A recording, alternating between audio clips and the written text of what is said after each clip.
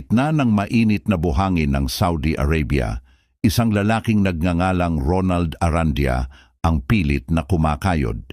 Katulad ng milyon-milyong OFW, ang tanging nagpapatatag sa kanya ay ang mga sulat at cassette tapes na galing sa kanyang asawang si Helen Arandia at ang kanilang dalawang anak, sina Chelsea Liz Arandia at Angeline Arandia.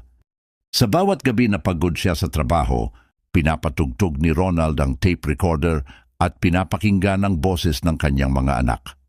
Iyon ang kanyang gasolina, ang dahilan kung bakit tinitiis niya ang lungkot at init malayo sa Pilipinas. Ang bawat real na kinikita niya ay may destinasyon, ang kanilang pangarap na bahay sa barangay sa Banglipa City, at hindi siya nabigo. Sa loob ng ilang taon, nakapundar sila ng isang bahay, isang simbolo ng tagumpay